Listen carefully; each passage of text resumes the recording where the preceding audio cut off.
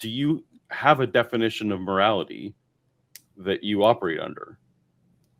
Yeah, I would say morality is the nature and character of God. So whenever you talk about morality in all contexts, what you are talking about is the nature of God. The nature and the character of God is. Character of God. Yeah. So to give the example, why is lying wrong? God did not arbitrarily say, I got an idea to make humans flourish on earth because I'm giving them the command to fill the earth. In order to do this, you know what? I can see down the road, if they lie to each other, that's going to cause mistrust. And boy, things could go wrong if they do that. So I'm gonna go ahead and start off by saying somewhere back here, a couple thousand years after I start humanity, hey, let's not do the lying thing. That's not why God didn't decide to make lying wrong. Lying is wrong because God is not a liar. Stealing is wrong, not because God said, oh, well, I want personal property rights and stealing is wrong because God is not a thief. Adultery, he didn't look down through the echoes of time and go, you know what, if they start, enjoying each other's wives and even people that aren't their wives and they start having sex outside of marriage and stuff, that could cause some relational conflict. No.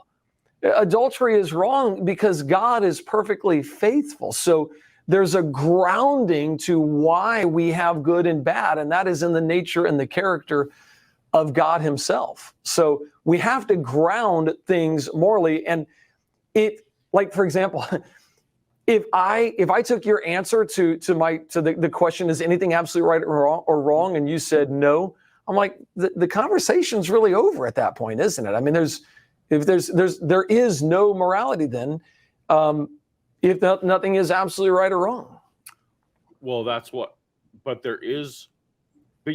you would agree and you would appeal to normally that people have intuitions about what they think morality is, right? Like I would say that God has written his law on every man's heart, on every man's conscience. Yes, a biblical principle is God has written his law on every man's heart. Right. Romans chapter 3, everybody knows right and wrong. Even those that didn't have the law all the way back through time, they knew, they understood morality because it's written on their heart. Yeah.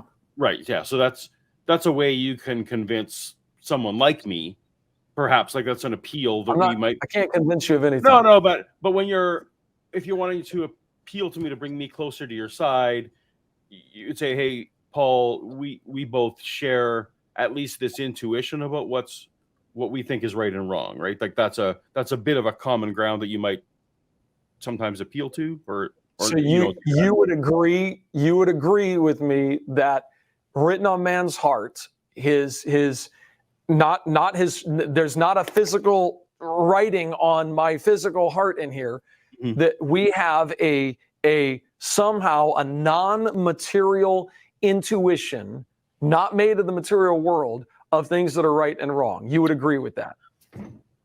So yes, I agree that we have an intuition about what's right and wrong, and that is not material in nature. Well, I feel like it comes from our thoughts, and thoughts are merely events, and so like they're based in material. So let's not get there. But that's where it goes, man. You know it.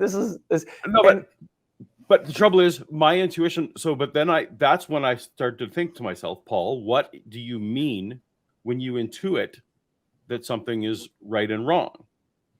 And so for you, right, it sounds like right would be conforming to the mind and character of God. And something wrong would be something that is in conflict with the character of God. Is that fair? That'd be a simple way to, I don't even mind. You can go to the dictionary. I even brought, the dictionary has changed the meanings of different words over time. I brought my 1891 dictionary here if we want to look up what they used to say. But yeah, I mean, right is that which comports with the character of God. Wrong is that which goes against the character of God. I mean, I don't even mind dictionary definitions, of morally good, because again, we're getting down to what is morality, justified, what is acceptable, what is morally correct or honorable. Those ideas still stem from an absolute, stem from something that is not subjective. It's not flavors of candy bars. It's not flavors of ice cream. It's not favorite colors. It's some kind of standard. Yeah.